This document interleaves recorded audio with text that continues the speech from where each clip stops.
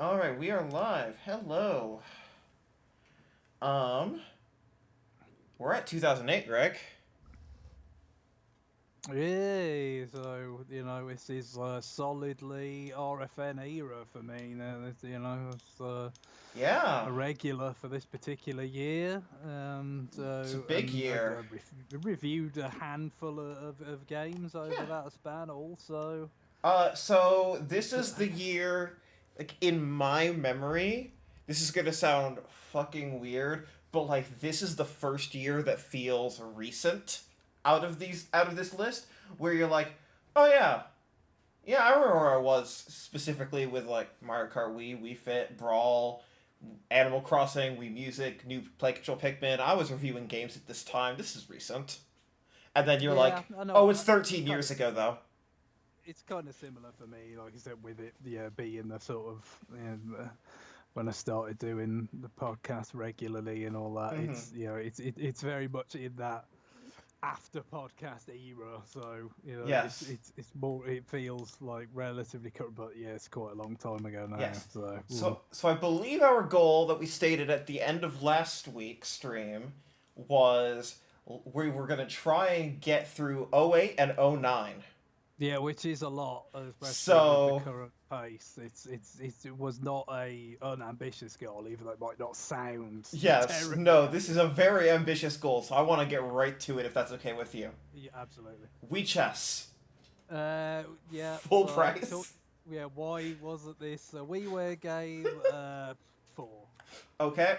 Battalion Wars 2. Excuse me, let me change this in my thing. Battalion Wars II. Yes, BWii, as it was presumably intended to be Yes. abbreviated. So I mean, if only I knew what to think about this, but Carl didn't review it, So so I there's don't know what to think about yeah, it. there's no one has ever played this and said how good or bad it is. Yeah, I mean, I think it generally reviewed like sort of somewhat favourably, but not overwhelmingly so. Yes. I don't know how. Obviously, it was relatively quick after the first one. I guess they just had some Wii specific stuff in it. Go with on committal 6 on this one. Okay. Um Donkey Kong Jet Race. Yeah, very belated this, wasn't it? Because it was kind of like shown as a GameCube game, I guess, It with was a the GameCube game. idea with you'd have the bongos Yep. and all that, kind of like Super Paper Mario, some of the other stuff, but it just took longer to show up on Wii than obviously like Super Paper Mario did. Yes. Never really got the idea that it was particularly that fun from what I No. understood, so not necessarily terrible or anything, so perhaps a 5. Okay. Alright, now we're on to the bangers. Every Wii game Yeah, so from this now on, is there's something interesting about. Yeah, so this is the so Radiant Dawn we've got here. We already talked about Path of Radiance Yes. on GameCube, This so is the a sequel. little bit similar, to some of these other like Battalion Wars 2 or Donkey Kong, which Yeah. didn't have an original game on GameCube, but it itself was originally on GameCube. But Yeah. again, haven't played it, and of Oh, course it's oh, you don't have not. $200 to drop on a Wii game. Yeah. They didn't put it on the digital. We covered this Yep. when we talked No. about Happy Meal. They didn't put it on Wii U as a digital purchase, as far as I could ever recall. No, they sure didn't because they hate us. Yeah, it's one of those ones that really would have like been one of the big gets. So, like, Yeah, no, basically. this would have topped, like, again, topping the Wii U charts has never been impressive, but, like, there's no way this wouldn't be, like, a top of the Wii U charts for, like, 2 months, It'd at be least. cheaper to like buy a Wii U and download it would be to get the disc. So yeah, I don't, by virtue of that, I don't know it firsthand. It is You know, very beloved. yeah. So I mean, I think we went with a 9 with Path of Yeah, Radiance, I and believe so. I'm pretty happy to go with that again. Okay, yeah, that's what, as someone who's played it, I would give it, like, an 8 or 9, so yeah. Mario Kart Wii. Yeah, I did review this. I think mainly because it may have come out slightly earlier in Europe for some reason, like which is a Maybe, little bit like, a funny. week or so. It Yeah, was not that it dramatic. wasn't by much, but it was just one of those things where it's like, look, I've got a copy in my possession, I may as well play it quite a lot and review it. And I think I liked it more than some did at the time. I mean, there's a few reasons that probably go into that that aren't just about the merit of the game. In terms of like, I never had a particularly great experience playing Mario Kart DS online. I mean, it's a big deal that it had it and stuff, but my experience was mostly kind of like having some connection issues and just like the misery of people like the snaking dominating everything and stuff. Mm-hmm. So I mean, with this, it was much more felt like, okay, this is the real deal. Like, we've got, more racers. We've got the full complement of items and all that. It's not limited. So like, this is like real online stuff. And then in terms of the game itself, there's a lot of emphasis on, the Wii wheel and all this And kind the of stuff. But I mean, bikes. and the bikes came in, tricking came in and stuff to get little boosts and stuff. Yep. And for as much emphasis as there was on the Wii wheel and all that, it's like, I mean, and I did try it that way, especially because I was doing a review. You kind of felt obligated to do Mm-hmm. that, and it worked. But the biggest problem with it is there's no hard kind of center the way there is with Yes. an analog stick. So if you're like, if you're trying to kind of power slide one way, then power slide the other way. Like there will definitely much more likely to be you'll get caught in the wrong direction as a result of that. But I mean, people like could get really good with it, like Yep. stuck with it and stuff. So it's not like it was bad in that sense. And they did manage to kind of effectively uh, neutralize the snaking thing with how they adjusted the power sliding. So there's a lot to like. I think it didn't have the mission mode that DS had exactly, but it had events that kind of they distributed later that Yes. somewhat covered similar ground and stuff. And the So Mario Kart channel so that you didn't have to launch the game to see them. yeah, that's right. Yeah, it was like a little check-in. It's the kind of thing you would have like they would have a like companion app now, isn't it? Like with Yes. I the mean, that's what the Splatoon. channels were. Yeah, the Splatoon 2 like on your phone where you can check what the games are, what events they're doing at the minute. Like is it kind of Rainmaker for ranked at the moment or whatever. Like Yes. it goes a bit like that. So I give it 8.5 at the time. I think I would give it an 8 now.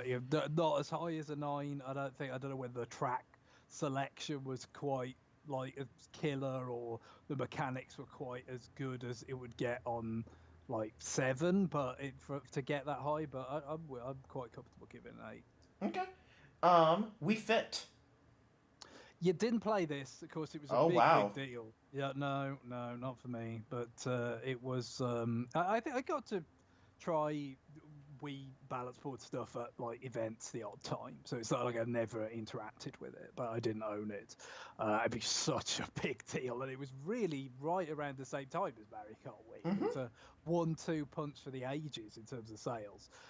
So yeah, I can only really go on what other people have sort of talked about it, and I guess like there's some sort of neat things that are possible with the balance board, but I guess the main value was really in the tracking. It seems like Yeah. just to get people to keep coming back to it and tracking everything. So yeah, hard for me to score to say the least. I'm kind of inclined to a 7. Okay. Yeah, the scores on this one between like I believe Neil and James were very different, and James's was very skewed by he used it and it worked really well for him. Right. Um, Super Smash Brothers Brawl. Yeah, this was. I mean, I imported this because it was still at the point where it was like a month later. Oh, it was I think months. It was like January to March, but Japan to North America even. and and then in Europe it was like May or something. I Oh, forget. It was yeah. So obviously the all fever pitch. I mean, just having played Melee so thoroughly for so many years, so enthusiastically, the next one, the way they kind of drip fed everything out, like with updates on music yep. remixes and items and all this stuff, like the challenges, of course, like it was super exciting. And when it got here, I was mostly really quite pleased with it, although some significant caveats. Online just couldn't really, deliver on, not nearly to the. I mean, because of the way it worked, I played Brawl before I played Mario Kart Wii. Mario Kart Wii delivered, and it's got advantages because of the kind of game it is, being a Yes. racing game versus this kind of fighting game. But Mario Kart Wii delivered so much better on the promise of online Mario Kart than Smash Brothers Yes. Brawl could deliver on the concept of online Smash. So that was a bit of a downer, and Subspace Emissary, there was plenty of like cool, amusing cutscenes and these weird like team ups and things happening, and some nice boss fights and stuff. But yeah, the mode itself was a bit. It just ran into some of the limits of the fact that the mobility of these characters Is defined by is it being a fighting game.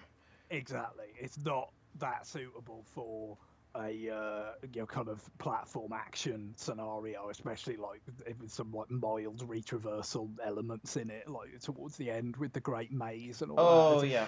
It's very much the same problem. I wrote a little stupid thing about this on NWR once that Castlevania Lords of Shadow ran into when they tried to turn that into a Metroidvania with the Mirror of Fate on 3DS. It's Oh just like, yes. well, these it's character action, kind of, and a relative, even like compared to like Bayonetta, like it's they're quite sort of clunky character action protagonists, the Belmonts in the, and putting that in a side scroller, it's not ideal, but the music, oh my god, I mean this is where we just started getting loads of different people contributing cool remixes. There's some all-timers on Brawl, like the Bramble Blast, for Sticker Brush Brambles or Yeah. whatever, from DKC2, like it's just fantastic. It's because it's very, that song obviously is very chill. I think it was basically composed as a sequel of sorts to Aquatic Ambience, but then they kind of turn it into this much more up-tempo version, but it's still chill. So Yep. somehow, though, to fit a fight again, it's fantastic. So it's tough to balance all these things out, but I think 8 in the end Okay. is probably where we're gonna fall. Um, how many points plus or minus for bombed out Mushroom Kingdom? Oh yeah, that is Mushroomy Kingdom. That is really weird. I gotta say, that's just such a strange choice, that one. I still don't know what that's. Smash is usually so kind of assiduous in like, this is what we're recreating, and look Yep. at the attention to detail. It's like, what is that recreating? I still don't know. Where did that? It's recreating the Great War. Don't ask any more questions. I liked it. I liked the underground version better, just because it was less off-brand. Yes. No, and yeah, I will stand by the implementation of tripping and say that they should bring that back. Like, it should just be a mode, like like a Smash, different kind of. yeah, being good at Smash Brothers means you're good to adapting.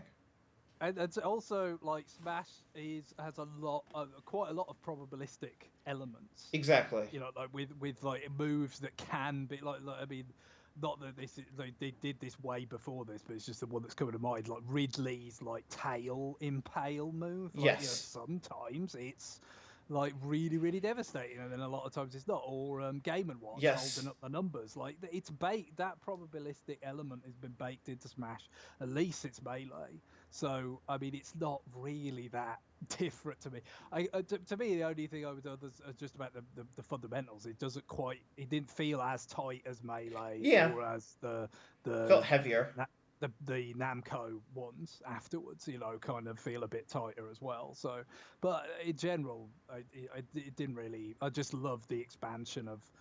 I love the expansion of items and characters and music, especially. But Yes. it couldn't have the same impact as melee, because melee was a huge improvement over 64, as much as I love that. Whereas Brawl is, even after, especially after waiting all those years, it couldn't give you that quantum leap again. You just couldn't do it. So Yeah. that definitely kind of lowers the score a little bit. Wario Land: The Shake Dimension. Yeah, I like this. I got this eventually, and it's a very pretty game. The hand drawn animation is really really nice.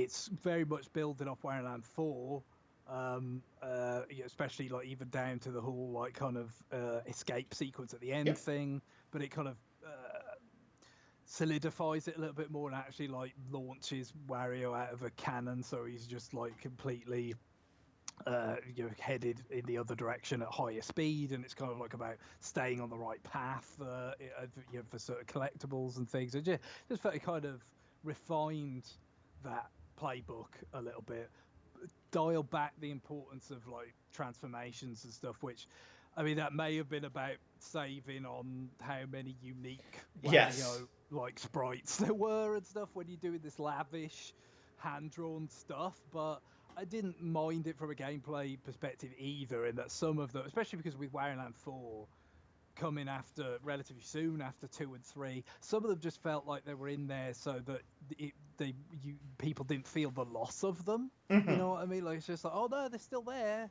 Don't worry, and it's kind of, but they didn't feel like they were that important or well utilized in 4, because it was a game where you could die, and it just had a different emphasis than 2 and 3, where those transformations were more integral to the way it was. So, yeah, the first kind of the good feel 2D games using Nintendo characters, and a pretty good one for me. I'll give it an 8. Okay. Question. When you were playing this in 2008, were you playing it on a 4x3 or a 16x9? It was a 16 by 9 TV, yeah, by then. Yeah, this game broke my heart with not have supporting 16x9. I'm still not entirely sure what the limitation is there, but I mean, there must be something. I can only assume My that. guess is my honest guess is that it there's with hand drawn animation and sprite based, that's a lot more um rapid graphics calls, and if you're displaying more, it genuinely might be a frame rate thing. Yeah, just the performance wise, it was a bit of a problem for it. Yeah. I would have to think it's something like that, but it's Yeah. just yeah, it is a bit of a shame. But you kind of, when you if you keep playing it like sustained period, you kind of tune it out after a Yes. while. Just those big borders with like, whatever the stats on the side Yeah. about Whatever. how much money you've got or whatever. It's just it was a bummer. All right, now into the holiday lineup, starting with Disaster Day of Crisis. Big holiday game. This one you're talking about belated. Yeah, this was very belated. Right? I mean, it took a long time to come out in Japan as well, considering how early it was shown. Yeah, for Wii, back in like '06 or whatever it was shown, and then it took a long time to come out in Japan, and then a bit longer to come out in Europe, and of course it didn't come out in America at all. Yep. Monolith's Monolith's very weird love letter to the movies of the 90s, which at this point we are, pretty much 10 years away from all of them by 2008. So yeah, it was weird, and gimmicky, and it's the kind of thing that I think it would have been judged a little bit more leniently if had it been coming out 2 years earlier or 18 Yes. months earlier. I think yes, it would have, you're just like, oh well, it's fun to see what you could do with these features, rather than just like, okay, yeah, well, we've kind of seen these done in other early games and we're kind of over them by now. So yeah, it's I mean, yeah, there's some fun to be had with the shooting gallery stuff, which is the meat of the game, and then you've got other things which work erratically, things that are just kind of hit and miss. Mm-hmm. You have some driving sections and all this kind of stuff, and probably some of the weakest stuff is just where you're kind of on foot, like going back and forth, like tending to people and stuff. It just kind of feels like filler there to pad the game out. I think a 6 overall. It's weird to reconcile it. It definitely, I personally like being reminded of how dumb those movies were with something arguably even dumber. But, I think if you don't get that out of it, you might be lower than a 6. But it's not Yes. as if it's like unplayable, or I mean, there's some things that don't really work, but there is fun to be had, but just not that much of it. Wii Music. Never played it. Oh Never wow. really. Yeah, never. appealed to me particularly. I like rhythm games, where it's about getting something. There's it's a challenge that you have to get correct. Yeah, no, I this is a music theory game in a very weird way that's trying to teach music theory to children. Yeah, it just did. I mean, I never had any, as much as I might like music, I'd have no musical ability or sort of inclination at all. And it was much too late for this sort of to do me any good. And just from the reviews, it just didn't sound like something I particularly enjoy. So, it's, yeah. Any guidance on this? Um, it's very ambitious. It is. I honestly feel like the the actual biggest letdown. Like this game gets roasted, obviously, Yeah. mostly because it has a very poor E3 showing. Um, it less gets roasted for the content of the game. Um, I really think that this is just something where, like, as a musician who can play at a professional level, this is really interesting. The biggest letdown is the motion controls. Is that Yeah. you are basically what it is it's a really advanced algorithm, and they're never going to say the word algorithm, which is why they're like it just does music because it's Nintendo. What it actually it's an algorithm that will adjust key, pitch, and tempo on the fly as it fills in music behind you while you are playing, trying to match your input. So it takes your input, and in real time it is calculating and adjusting and harmonizing and synthesizing and creating music behind you, and that's really impressive. The catch is it's really hard to have an active control if you're playing, like, for example, um, violin in Wii Music, where it's like, all right, wave the Wii remote back and forth. And it's like, well, that, or like drums, not the drums using the Wii Balance board that Robbie Drums played, which is actually more precise, which is like the Mm. traditional drum kit where it's like waggle the Wii remote and nunchuck and hopefully it hits. Especially the nunchuck. I mean, that is Exactly. not reliable for jack shit. Yeah, and like the guitar of like strum up and down and hope that it picks up every single strum is like those are mechanical issues that,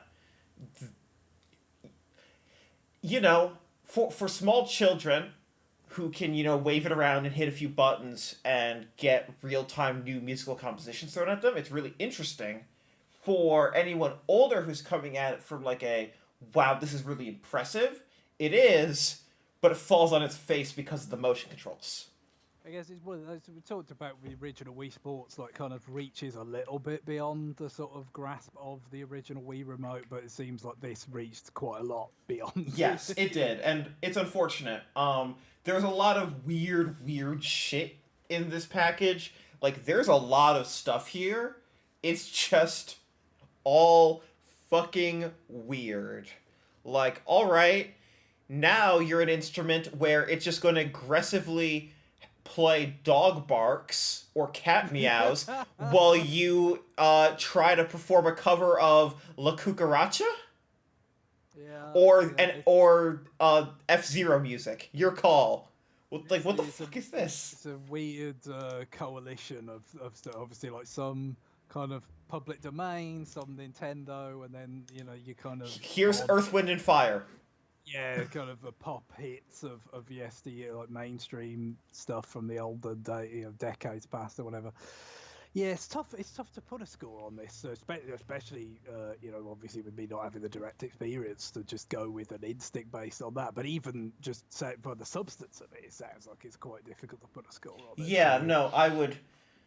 This is very difficult, and usually when something's difficult to review, it's not because it's not easily quantifiable as a game. Game reviewers are going to give it a lower score.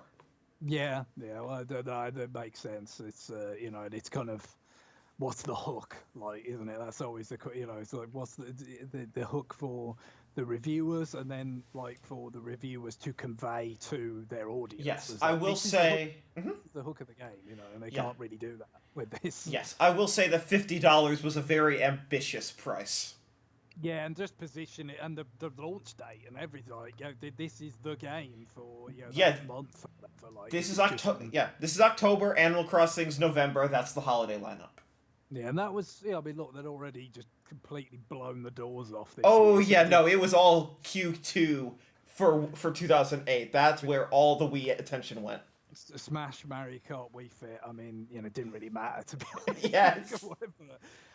I'm thinking maybe a 5, even though Okay. it's maybe a little bit harsh in some ways, but I can't. I don't know whether I could go any higher than that without having played it myself. That's fair. It's very weird. You can find it if you're curious. You can find a copy for about 99 cents, I would guess. Yeah, I think they produced a lot of it. They for were that really, really, especially from in a very weird way.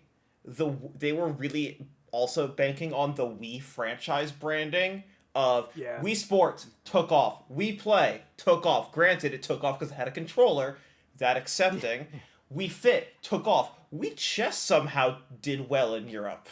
There's So some sort of legitimate grounds. yeah, It's just like, hey, we say this is the next thing in the Wii franchise, this is then, Wii music. Then maybe it's gonna, and I'm sure it did sell, relatively quite a lot of copies compared to sort of what you might think if somebody just described the concept to you. Exactly, it did how fine. many copies do you think this could sell? Like it probably did relatively well, but I imagine they certainly would have had higher end estimates. Yes, so there was a lot more copies put into manufacturing, which meant a lot of fire sales at retailers. Like as soon as retailers start hitting price protection on a Nintendo game, that's when shit gets scary. I don't know if you saw this. It was going around social media. Best Buy in the U.S. in stores and online have the Brain Age game that came out 13 days ago 50% off. Oh wow! Well, it's 15 down from 30. It happened within 9 days of launch. Wow, I guess that's if there's not enough. I mean, I did the Switch Brain Training game. Yes. Did that even come out in the US? No, it didn't. This was the first brain training game from Nintendo to come out in North America. It makes you wonder, doesn't it? It's just like if they didn't release that one, why they in the US, why they did release this one, and because because it's not making any claims about about its health value. They're probably more sanguine about it, at least yes. on that basis. But you wonder in terms of commercially if they it didn't have to come with a stylus, which meant that you didn't have to ship a stylus across 2 continents. And it also why it didn't come just digitally, that's where I was like, why was there a cartridge version? Anyways, Animal Crossing, let's go to the city. My first Animal Crossing, I played this, and I made me, a fan of Animal Crossing, basically. Hell yeah! So in some ways, I might have been better off with sort of getting in on DS because it was kind of getting into that period where I didn't end up playing it as much as I might have done, if it was a portable game or whatever. But I still played it a lot. Of course, this was the Wii Speak as well. It sure was. I think I had the bundle with the Wii Speak. I did try it out a few times. Obviously, it was not great. It was an issue. I know why it exists. It's so it could be accused of offering some sort of closed, kind of communication that your parents couldn't kind of hear their children using or whatever, but it just the functionality as a result was not particularly good. Yes, but the game itself I enjoyed rather a lot. So I think an 8 probably for this one. Okay. New Play Control Pikmin hitting in December as the first localized new Play Control game. Yeah, they sort of was a bit earlier in Japan, and they handled things a bit differently because they didn't bundle together like the Metroids. 1, 2, and 3. Yeah, they just came out. So in Japan it launches with Donkey Kong, Pikmin, and Metroid Prime 1 at it like in 2008, like a month earlier maybe, and then 2009, like there were like 7 games in Japan. They all came in waves, and the one that never came out in any form in the West in New Play Control was Chibi Robo. Yeah, yeah, that's right. And so I talked about having that. I Yes. mean, obviously the localization already existed from the GameCube, so Oh I yeah, no, couldn't. all of them have been localized, but they were like, do we want to take another chance at Chibi Robo? No. No, obviously we've already got what we haven't covered in this European list is the DS Chibi Robo. Oh Uh, yeah, because that was Australia only and U.S. like for Europe. It never came out in Europe. Only Australia. yeah, they didn't. Yeah, the localization for the other European languages obviously it was deemed not to be worthwhile. Yes.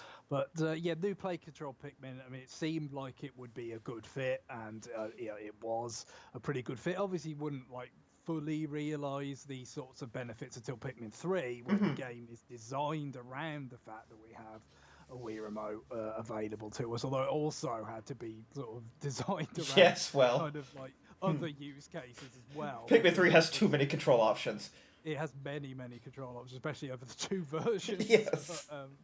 Yeah, I very much like the first Pikmin, and this is a nice version of it with the controls and adding widescreen. I think is quite significant for a game of this type. Yep. So an 8 for this. Awesome. All right, now for the 3 games that they brought over. Zack and Wiki: Quest of Barbarossa's Treasure. Yeah, so I played this on import, just an American. But North 2 years American. earlier, probably. Well, it wasn't 2 years early because I think what it was is that I didn't have the capacity to play import games until Brawl came along. And obviously, Hmm. with Brawl, it's oh god, we must play import games. I cannot wait Yes. 3 months or 2 months even. And so we've got to have the freeloader or whatever it was at that time. And of course, Homebrew Channel comes Yes. like not that much later on. Yeah, so I think at that point it was like okay, you had Brawl, and then like not long after that, it's like oh, I can get that for cheap and I can play it now, and it's like before or it's going to come out officially over here. So played that and I really quite liked it. I mean, obviously it's got some things with the puzzles that aren't necessarily always like entirely logical, and there's an Uh-huh. element of just like experimenting until something works and all that. But I like the art style. It was cute characters and some the cute little references to other Capcom stuff, like little Yep. musical references and stuff. I'd give this an 8 as well. Okay. Trauma Center Second Opinion, very closely followed by Trauma Center New Blood. Yeah, that's what's so weird about it. So, and of course, yeah, that's the thing. It's like Nintendo were bringing these over, for Atlas, I guess. But then, like, that's a Trauma team didn't come over at all, right? Uh-huh. They played that on import as well. But yeah, I mean, I think these reviewed pretty well. Yeah. Obviously, not as expansive as sort of what Trauma team would offer. I'm thinking a 7 for both. It's just Checks out. instinct on that, but All it's not right. a great deal. Oh, I am getting a phone call. 1 second. I'm gonna take it and ask if they can call me back. 1 second. Sure.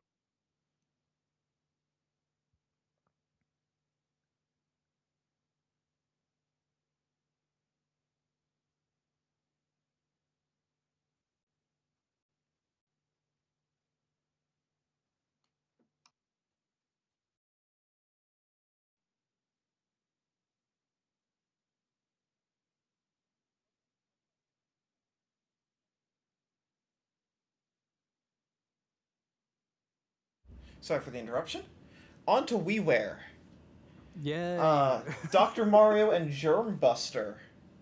Yeah, I played this. My sort of kind of first time I really owned. I feel like I played some Dr. Mario with some friends or something, but first time I actually owned a Dr. Mario game, and the Germ Buster or Virus Buster or whatever mode, which is sort of taking the pointer functionality Yes. for the stylus base that it was in Brain Training, as we discussed Yep. in previous stuff. Quite liked it. Pretty solid. So I'll go with a 7. Okay. Action Loop Twist, also known as Magnetica Twist. Yeah, we talked about this. This one hurt my fucking wrist because it's all about spinning the Wii remote back side to side, like rotating it. Like Okay. like you'd have to like rotate your wrist almost 360 degrees. Wow. That's I don't know. It's getting quite into Mario Party territory, but it's a bit silly. Yeah, I don't. I think it, had some reasonable kind of reception at the Yeah, time, it was but fine. and obviously we talked. There was a previous action loop game before from the It's DS. So, no it's no what's that 3DS eShop game called? That's also action loop. okay. Oh, what is it? I am just looking real quick through the 3DS section. What is it, 2013 that it came out? Tokyo Crash Mobs. It's no Tokyo Crash Mobs. Okay. Okay. I did. It's sort of similar, like fundamentally, is it? Oh, it's yes, the same gameplay. But it just they dropped that branding or whatever. Oh, because Yeah, they got weird. maybe the non-committal 6 on that one. Okay. My Pokemon Ranch, which I Yeah, will tell you, chat for both Neil and James was offended that I put this in here as a game. right. It's more like, is this a bit like Pokemon Channel or whatever? No, It's this is like, more like Pokemon Box. right, So storage. the you can interact in this one, and that is where I drew the line. Like Pokemon Box, no. My Pokemon Ranch, yes. So this is you take your Pokemon from the DS games. If you don't have the DS games, there's nothing for you here. Literally nothing. You take the DS games, and specifically only Diamond and Pearl, nothing later, because there's no patches. Right. And you put them in the WiiWare game, and they leave your DS game in the process. So it is basically additional storage, but you get to see them in their cute 3D chibi models walking around, and you can play with them a little bit. That's it. Yeah, I remember this being a bit of a punching bag because it was an early WiiWare game. Obviously, all these are. $10. And it's just like, okay, you're going to charge this much, and this is what you do. It's a companion app, really. And then Yes. I guess there were subsequent like companion apps, I guess, like WarioWare DIY, like where you can Yes. actually But play that the one was game. much more. But that makes way more sense and Yes. has way more utility than this Yes. does. This is put Pokemon on it, and they will buy. Yeah, let's give that a 3. Okay. Maboshi, the Three Shape Arcade. I remember hearing lots of good. I think Neil likes this. This game's great. I'm thinking of something else. But I never got around to playing it. Oh my gosh, this is I think I'm gonna pull this up. I think Neil rated it, and then Don proceeded to do I'm going to rank every single WiiWare game in one go that ever came out anywhere in the world stream. Did he give it a 10? I think he may have given yeah, he gave it a 10. It was for him. There were 4 Nintendo first party games that he gave a 10, and remember, out of all WiiWare games ever globally, that's 460 games he rated in one stream. And yeah, I think, what did Neil give it? Because Neil also loves this. I also love this. I would give this like a 9 maybe. Neil gave this an 8. Yeah, no, this is probably the best multiplayer game on WiiWare. It is 3 different types of game.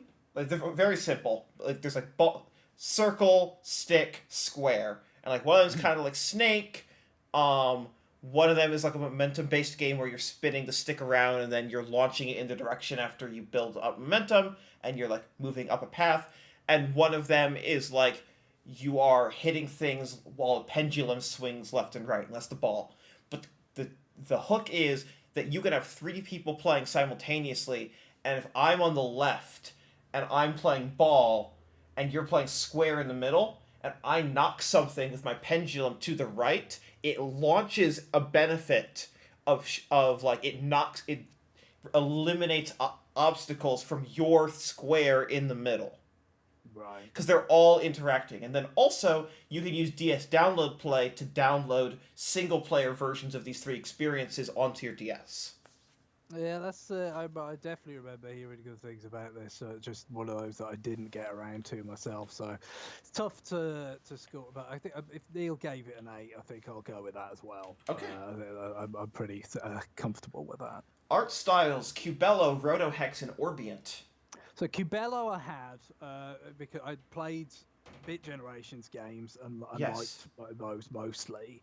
So and then of course with Orbiant I'd already It played was that. Orbital, yes. Yeah, I played it as Orbital. So it was Roto Hex was one of the Bit Generations games that didn't sort of review as well from It what wasn't good. there wasn't It that wasn't much that. coverage. Yes. It was To be honest, fine. one of the magazines I was reading at the time reviewed them all, and NWR covered them. Yep. But I think Windy Man, Stephen Rodriguez, was on RFN back then talking about them, much to Carl's like.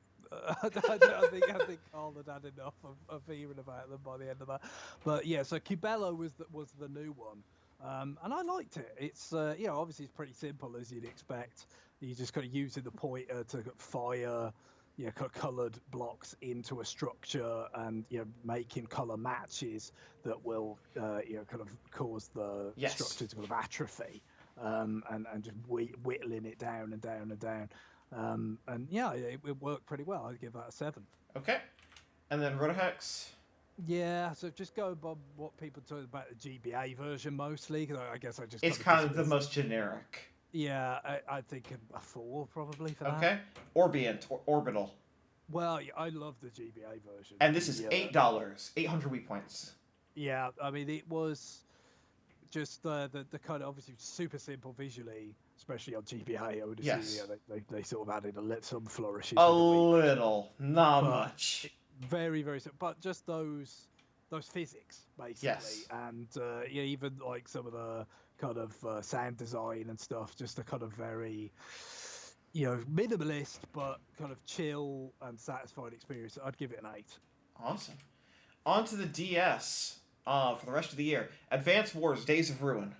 No, I like this one. Yeah, I really did. I like the very big musical score. Yes. Sort of less whimsical than Advance Wars past and more melodramatic, but I liked it. I mean, you could say it's kind of risible, I guess, because it's still quite anime, even though it's like, oh, the world is an awful ruined place or whatever. It was still quite anime. It was still Yep. it's like wacky characters and stuff. But I don't know. I kind of like that balance myself. And the gameplay I thought was really solid and less kind of you kind of ditch some of the gimmicks of the dual strike. Yep. With so. Really, really good. I'd still go with an 8. I wouldn't quite go to a 9, but I probably do like it a bit more than Dual Strike. Okay. Mario and Sonic at the Olympic Games on DS. And if you're wondering why this didn't show up on the on the Wii list, it's because in Europe, Sega published it on Wii and Nintendo published it on DS. Yeah, yeah. So and then in Japan it's different again. Like, and It's they kind of carved it up across the every time you're gonna see a Mario and Sonic game, you're just gonna have to trust me that I did the fucking research because it's so hard to track who published which one. I certainly do trust you. I reviewed this, I believe. I think it's this one. Anyway, it was the DS. This is the I DS Summer Olympic game. Yeah, I'm pretty sure I reviewed this one, and it was okay. It is what it is. It's kind of track and field type games with these characters and all that. So it's I think I gave it something in the region of a 5 or a 6. So with this now, I think we'll go with a 5. Okay. Professor Kageyama's Maths Training, the 100-cell calculation method. Is the extremely polysyllabic titles continue, and they don't stop here either. No. Yeah, no, absolutely no ability to judge what the. I think this did come over, obviously, into the America, obviously under a much different name. What did it get called over here? Did it not come over here? It did. It did in 2009. What? Yeah, it was just called Personal Trainer Math. Yeah, because we had personal trainer cooking, right? Yeah, So we had that personal as trainer well. cooking, personal trainer walking, personal trainer math. Yeah, so they got a little bit of a series going there, so which because that was cooking Navi or cooking guide, Yes. so Um, right, but so this is um, a basically filling out 10 by 10 times tables. wow. Except it's additions and subtractions and multiplications, and so you you are literally just filling out this grid of this by this is this by this is this by this is this, and you're trying to get it correct and fast over and over to teach basic math ability. Well, it's tough, but because how well does it do that? I really couldn't. Even if I had it, I probably Yeah, couldn't I tell have you. no idea. I'm not well equipped enough to judge. Whether it's doing things right in terms of helping kids to learn or not. I'm just gonna go with a 4. Okay. Magic made fun. Perform tricks that will amaze your friends. So, can I tell What you James's is this something 10 in America or what was No, it called? this in America, this is oh my god, why am I blanking? This is I have a lot of feelings about this. In in the Americas, this is called Master of Illusion. Master of Illusion. Okay, So, which is also the name of a Clive Barker movie, I think. yeah. I So, don't know if they want to avoid this that. game, do you know James's favorite piece of trivia about this that he likes to bring up? Chances are I've heard it more than once, probably, but it's Probably. not coming to mind now. Okay. So please So do go in all regions, this comes bundled with a physical deck of cards, a deck of playing cards on. Right. from another company. Not a Nintendo deck of cards, not a playing card deck that Nintendo made, not one branded with Nintendo characters. They just went to another company and said a competitor in the playing card field and said, can you wholesale us X number of playing card decks?" Well, yeah, I mean, James talks about the card division, Yeah. sort of this number, how its numbers are sort of faring or whatever. And I mean, but if the rest of Nintendo's ever got any beef with them, they're like, look, when our big moment came, you sold us down the river, so Yeah, don't no. look at us. Like the fucking thing is, this is 2008 is the absolute peak of Nintendo DS. Yeah. Nintendo DS has never been hotter, and it is all downhill from here. Yes. So, at this point, Nintendo could have given Nintendo's money, and they chose not to. It's a real like nation state shit. Yes, they did not have to pay like the 75 cents per unit or whatever for the deck of cards in it for the manufacturing. They could have inhaled that profit margin, and they chose not to. James just jumped in. James, we're talking about Master of Illusion and the deck of cards. We're literally just talking about your favorite story that they are using a competitor's deck of cards. So yeah, this is We're meant to believe that he just happened to come in at this Yes. moment. I mean, I think Look, this that's- is all carefully orchestrated. I did not message James. So this is Magic Made Fun. You're gonna be seeing a fucking lot of this on DSiWare, but for now, Oh, this is yeah. this is about 20 magic tricks that are all trash, but it comes with a deck of cards. It's budget price. Nope. So yeah, we're getting the lost yet 20 Oh. magic tricks, I think. It's like 20 magic tricks. They're all trash, but it is budget price and it comes with a deck of cards. So your call how to rate this Yeah. one. I'll stick with 4, I think. Okay. Cooking guide. Can't decide what to eat? It's, I like the question mark subtitles, I really do. So yeah, my main exposure to this, I didn't play it, but Johnny had it and he talked about it and he seemed quite taken with it. It's fine. So I think it's maybe a 7 for this. Okay, we are failing on our mission to get through 2 years and 2 hours. Pokemon Mystery Dungeon, Explorer of Time, and Explorers of Darkness. If only someone who reviewed this was in the chat. and could give us guidance I on mean, what I we could think. tell you what James gave it in the his ranking of. What did he Oh give yeah, it? that too. He Because gave it a 3. the review that he did was like a collaboration. I guess Yes. because he and Neil, had reviewed each version or James whatever. says -50 in the chat, but I will tell you that earlier this year, when James was weighting these games in how they stacked up in 2008, he gave it a 3. Yeah, Yeah, James, that was like February. I'm I know. sorry. It's Every the time dilation yes, is every crazy. ranking we have done was this year, James. All of them. I started that in 2021. My Twitch summary reminded me of that. Well, I don't really know what to do with this. We talked about this last time with the last. I think we gave Red and Blue Rescue Team or whatever a 6. I don't know. Yeah, that would have been, yeah. You gave it a 6 on each platform. Yeah, I think I'm gonna stick with the 6. Okay. Make 10 a journey of numbers, Make 10. That's what I was which is thinking. different than Professor Kageyama's maths training, the 100 cell calculation method. Of course it is. I think another 4 for this. So it's just not really equipped to judge it. Okay. This one did not come out in North America. Although the box art is very cute.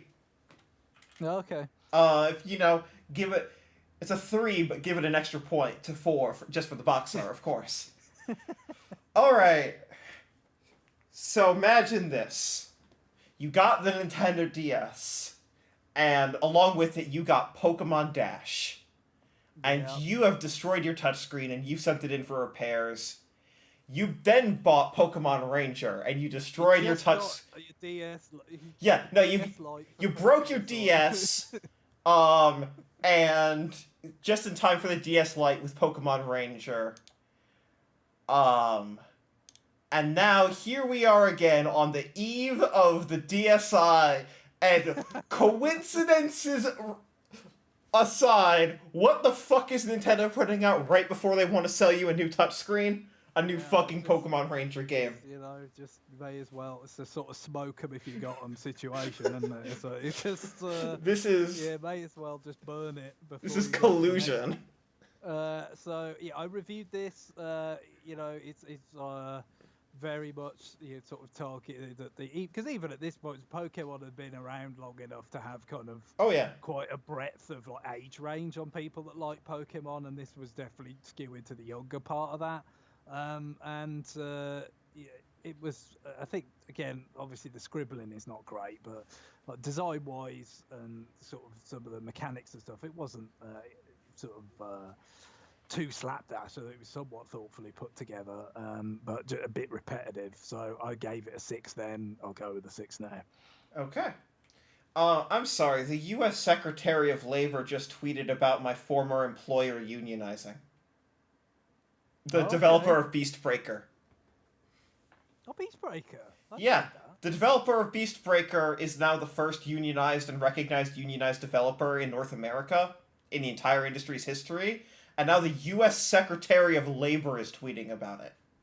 No, that's cool. Yeah, I didn't really, maybe you may have mentioned it. To be fair. Oh, it happened like 2 days ago. No. So- I mean, you may have mentioned that you worked on Beastbreaker Oh. on the show, and I forgot. But No worries. I worked on so didn't- many games. I didn't realize. Yes, I worked on Beastbreaker. It's that- quite cute. It's quite fun. Yeah, that team is a delight, and the only reason I stopped was because I got stolen by iMape right after that game shipped. No. Fire Emblem Shadow Dragon, which is a remake of Fire Emblem 1.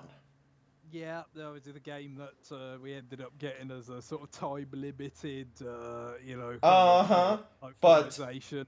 but this is the Famicom remake. game. Yeah, this is the remake. Didn't review that well. Definitely didn't having at the time. I didn't quite get around to play one of the GBA games, and then this comes out, and it's like, people don't think this is as good as those were, so no.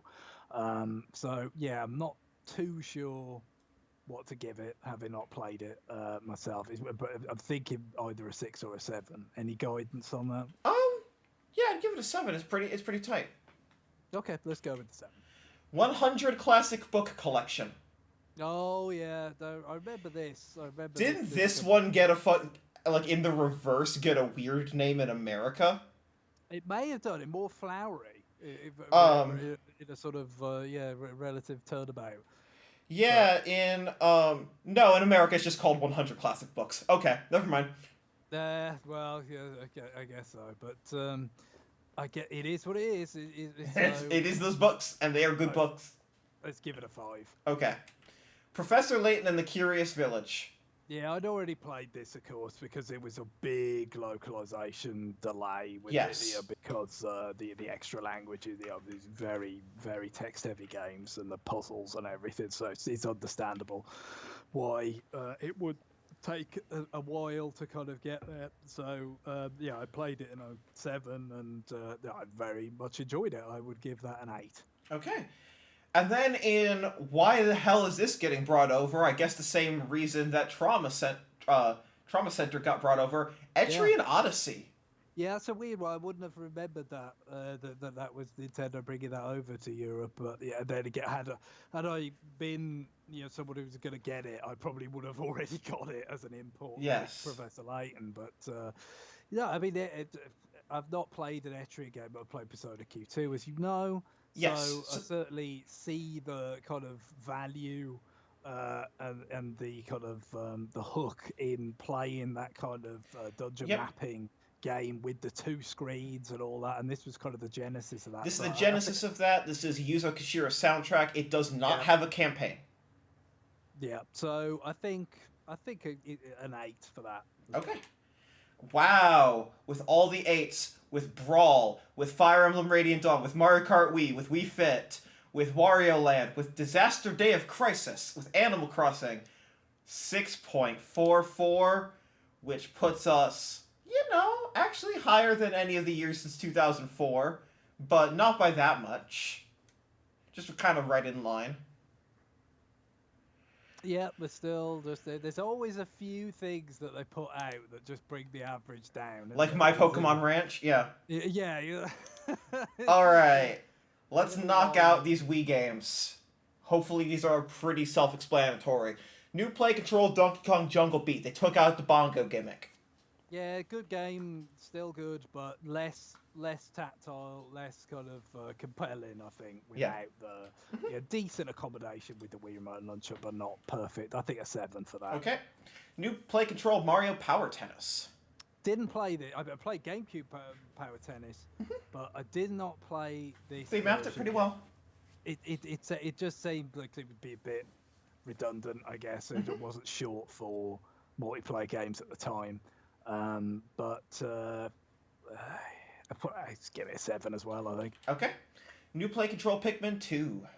Yeah, this was earlier than the US got it. This It come weirdly late. Yeah, in the US this was I think 2012. No, this came out like right before the Wii U in North America. This was like oh fuck, what are the things that we passed on?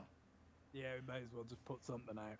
I mean, yeah, I didn't get around to this, even though I thought I would eventually, but I just didn't. I don't know whether they didn't make as many of them, this time, and it wasn't as available. It didn't get like cheap or something. It may have not gotten reprinted. Yeah, so I mean, I do like Pikmin 2 quite a lot, even though it's sort of, there's some sort of bloat in there, as we talked about. We rated it the first time, but the controls are still going to enhance it in a similar way. I'll go with the 8 on that. Okay. Punch Out. Oh, I like this one. Yeah, really. It's not too much more I think they could have done with Punch Out. To kind of bring it forward. I liked it a lot. More sensitive characters, maybe. Oh yeah, that. I mean, gameplay wise. Yeah, gameplay wise, it's the title defense, even the multiplayer, which I was skeptical about any kind of Punch-Out multiplayer, but I ended up having a decent amount of fun with that. The whole everything is fine except for the balance board. Oh yeah, obviously as we covered. Yes, that was deeply bad. because you Yeah. needed a lot of lead time.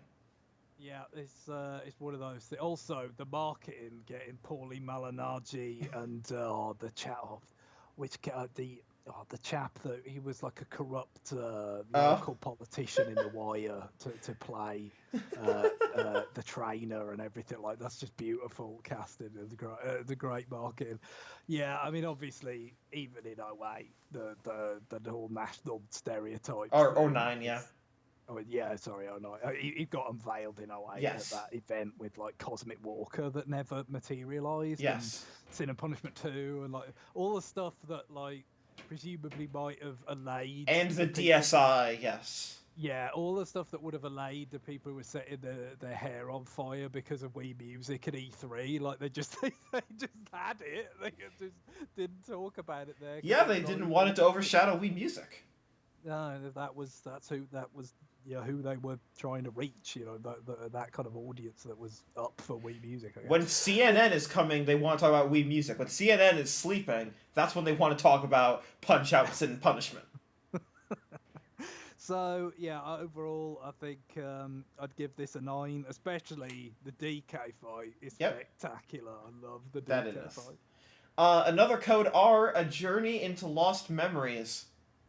Yeah, so this was a Europe exclusive. This you never got picked up even after the sort of pressure Yeah, campaign. no, they even in 2012 when they are frantic because they're like the Wii U is coming out in November and we have absolutely fucking nothing until then. We have Rhythm Heaven and that's it. To last an entire year. Even then, they did not go all the way into another code. They did Xenoblade. They did Rhythm in the U.S. They did Xenoblade, Rhythm Heaven, Pikmin 2. That's it. Right. Yeah, shame. I did that, but still, I did try it out myself because I hadn't played the first one and all that, so it just kind of passed me by in the end. So, not sure how to score this one, but it's just based on sort of what I recall of how well it reviewed and all that. I'd probably be somewhere in the region of a 7 or something like that. Okay. But We can just give it a 7. okay. Wii Sports Resort. Yeah, this was pretty good. I mean, they really did. Obviously, it's, the biggest thing is selling motion pluses to people, I guess. But they did expand the kind of variety available.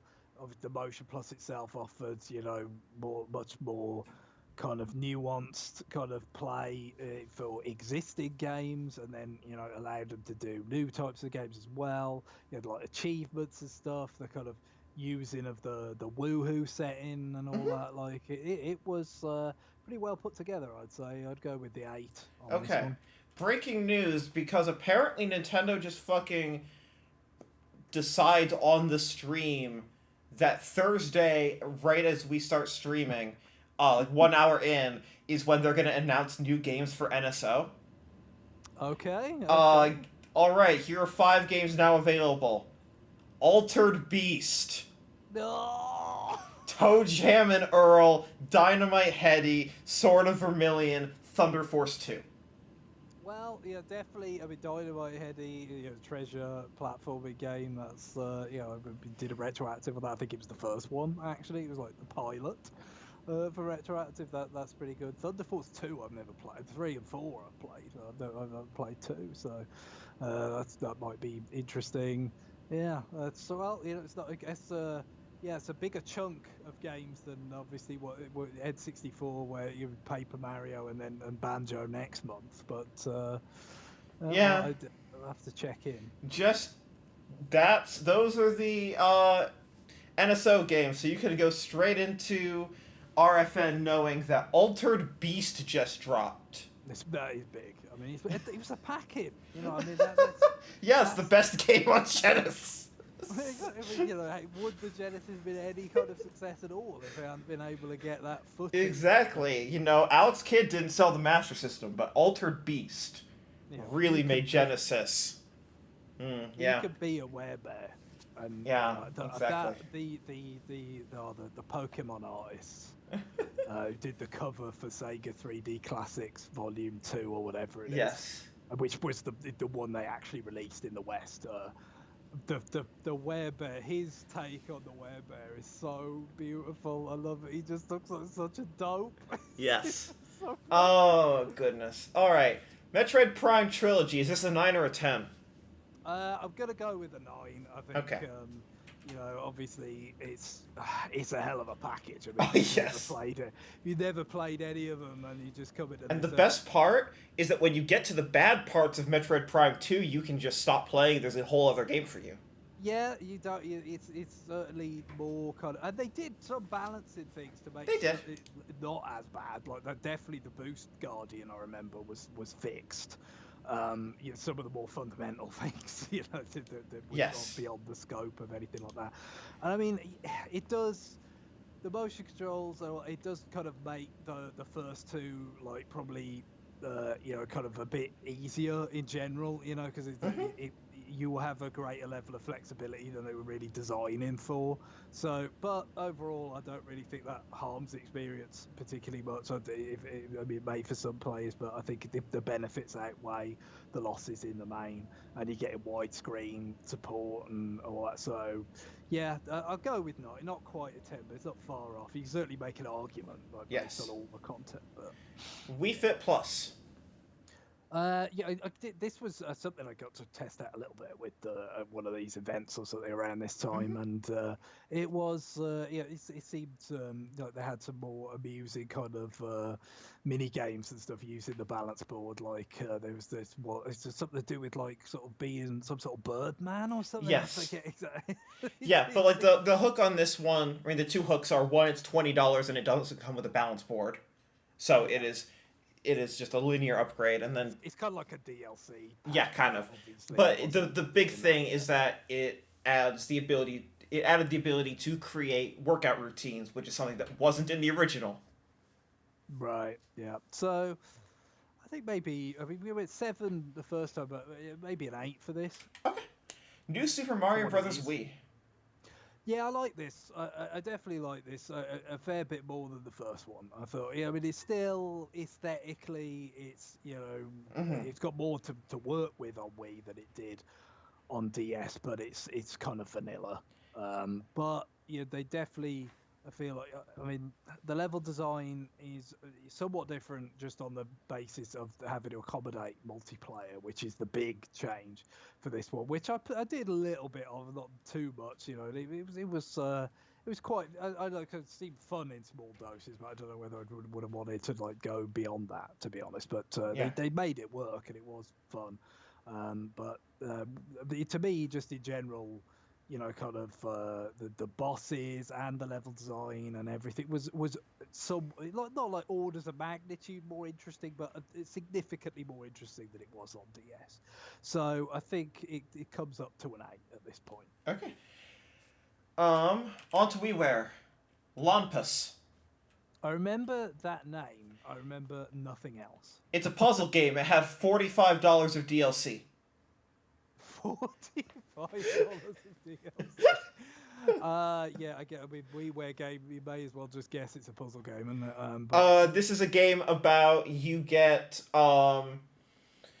it's like you have an empty like you have a bunch of circular pockets and then you have weird um like not tetrominoes because it's not four pieces, but you have weird like prefab combinations of these and then you basically play Resident Evil 4 inventory. yeah. Yes. So I really don't know what to make of that. I can only go with a 5. I think. Okay. Bonsai Barber and You Me and the Cubes back to back. Yeah, it's a couple of games we did retroactive sort of segments on Yes. where we was doing a WiiWare kind of season, and but You, Me, and the Cubes I played back on my Japanese Wii like years earlier. Yeah, because it sort of received some interest, kind of seemed like an intriguing premise, but the Bonsai Barber, it's a sort of cute idea, and the use of the Wii remote that is mostly kind of works. I think I'd give it a 6. Hmm. You Me and the Cubes, I think it's got a little bit more kind of substance to it.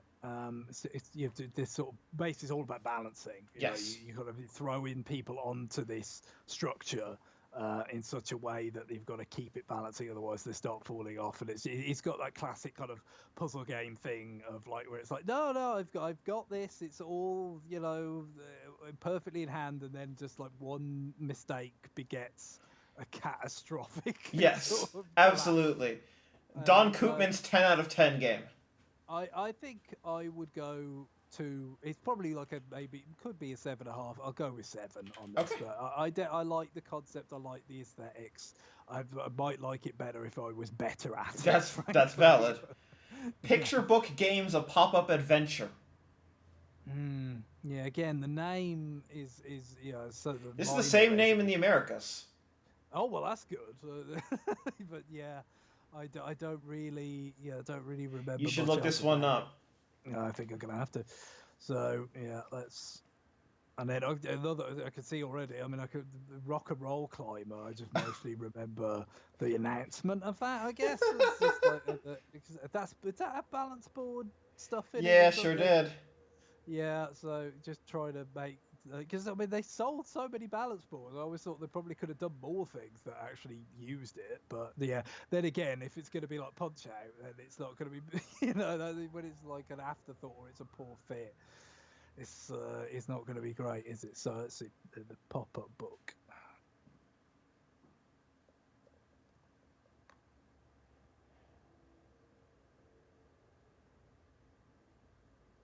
Pop-up Pursuit. So there are two. Yeah, this is not Pop-Up Pursuit because that's the DSiWare game. Oh, sorry. Yeah, this is Pop-Up Adventure. Oh my god. No, I have a lot of feelings about Pop-Up Pursuit. Fuck that game. That game harassed me personally. Oh my word! I didn't even realize that this was like a sort of sub-series or whatever. Now I'm gonna have to find. Oh yeah, the Royal Bluff. I'm sorry, the Royal Bluff was DSiWare. Oh, okay. You're right. This is Pop-Up Adventure. Yeah. Pop-Up Adventure. Right. Okay. So. And it could be Pop-Up Pursuit. Yeah. It's again there might have been a certain amount of wow, Nintendo Life gave it a 2. Yes, okay, no, this is the same game. Pop-Up Pursuit and Pop-Up Adventure are the same. I apologize. There is a little bit of difference. Yeah, no, this game fucking sucks. Yeah, I mean there's a sort of I don't know, but at least there was in these days a sort of meme about Nintendo Life being lenient with its scores, but it Yes. weren't lenient in this case. No, this game fucking sucks, dude. Oh wow! So let's. Let's say I will be lenient and give it a 3 just because I didn't experience it correctly. Rock and Roll Climber. I think it was meant to be all right, wasn't it? It is whatever. So yeah, let's go with a 5 on that one. Okay. Pokemon Rumble. So this is the start of a sub-series, isn't This sure is. This kept going for quite some, like 3DS games and stuff. Yeah. So. Not played a one of them. Though. Okay, so this is a 2-button game. 2 buttons and a D-pad or 2 buttons and a stick. You play as a wind-up toy of Pokemon, conveniently 100% asset reuse from My Pokemon Ranch. Yeah. The exact same models.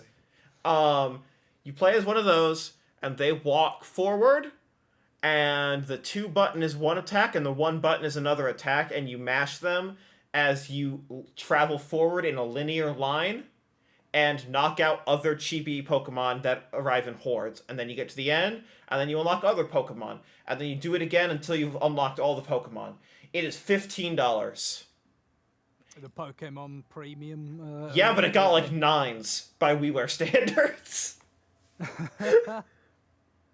Well, yeah, no, hard to say. Again, having not played any of the games, again, I mean, yeah, obviously, took a certain amount of shit for using those kind of low poly.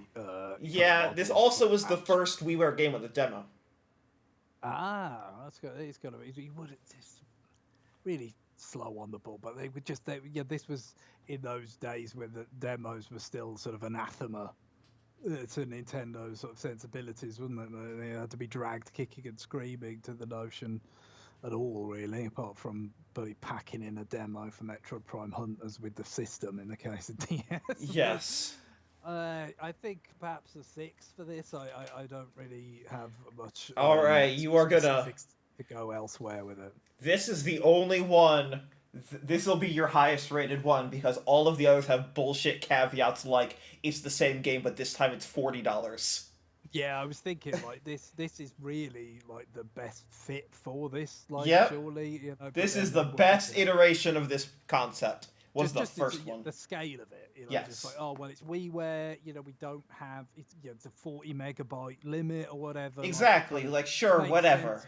It makes sense for this. Bringing out packaged 3DS games, but if you could get the money, they ain't gonna turn it down. Yeah, exactly. All right, on to the DS retail games. We can knock these out pretty fast, I think. Mystery Case Files Millionaire.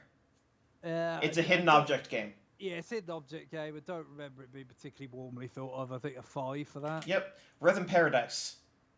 DS Rhythm Tengoku. I did get the localized version of this one. I sort of wanted to give the localized version a chance. So I somewhat regret that because I otherwise have all the Japanese versions. So it's a kind of odd. But I thought about going back and getting a Japanese cartridge just to complete my Rhythm Tengoku collection. But yeah, I mean it's mostly very good, but it's not quite the touch stuff is not quite It's the not. immediacy Yeah. and precision of the It's not to the impact of Wii Music's motion controls, scuttering sure. that, but it's also aiming for more precision than Wii Music is aiming for by a lot. I mean, this is a game where it's like, look, pass or fail. You Exactly, get like right or wrong. I mean, it's very yes, like the definite. I mean, worst case scenario in Wii Music is the music doesn't come out right. this is the only Rhythm Tengoku game that I don't have all the perfects in. Yep. And I mean, that is definitely a part of that equation. So I think I still give it an 8, even though it's not. It's the weakest. Yeah, for me, it's not the best of them. I really like the GBA game. I really like the Wii game, and then of course the 3DS game is just kind of compiling a lot of them. But it's still fundamentally really strong and something I have got a great deal of affection for. But the touch interface, it's not catastrophic. It's not, but it's not really to its benefit either. So yes, I think it has to bring the score down a little bit. So all right, for that. Pokemon Platinum. So yeah, the third version, which I did not have. Yes, you want to know the list of changes? Sure, let's do that. Rapid fire. You can get both Palkia and Dialga in this one. There's an extension to the story where you go into like a parallel universe and solve a new dungeon to catch a Giratina. There is now a robust post game including a bunch of different. The Battle Frontier is here. This is one of the ones that does have Battle Frontier, and in that means 5 different types of competitive battle, including rental battles, including probably my favorite, which is you pick a type that you're gonna go up against, and then it's so he's like I want to fight a fighting type Pokemon, and then you go like level 1, level 2, level 3, level 4, and by the time they get to like level 5 out of 10, and these are not like Pokemon levels, like Pokemon are all like level 100, but like by the time you get to like level 5, level 6, they're all cheating and using illegal movesets that are guaranteed to be super effective against you, so you have to like extremely strategize. Yeah, a lot of fun there. This one runs at a stable frame rate is also the big thing. They smoothed over a lot of the frustrations of like weird HMs or like the game just like at some point I think between like badges 5 and 6 the game just forgets to tell you where to go, so I hope you know where you're going. Like in Diamond and Pearl, like this time they actually like make it a little more cohesive start to finish.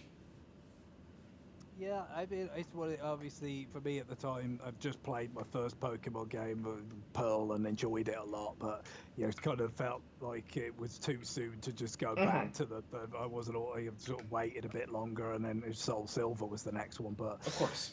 I think if that was an 8, and I felt pretty good about that, then this is probably value for a 9 by the sound of it. Yep. Sounds good. All right. I love these lowercase letters. Walk with me. Do you know your walking routine? I love the walk with me exclamation, and then we get the question after it. These sort of Yes. very, very But emotive, really anime. lowercase. Oh yeah, we don't want to. Like skipping ahead a little bit, in Nintendo Presents Style Boutique, the presents is lowercase, but in Nintendo Presents Crossword Collection, it is uppercase.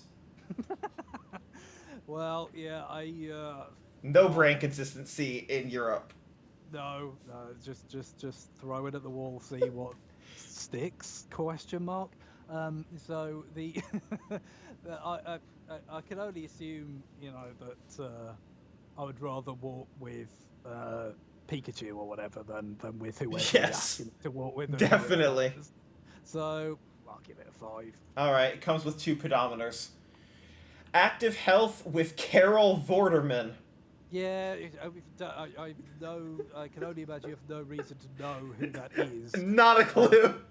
As a child, I think this went on for very many years after, but I didn't really see it many years after because I had more options.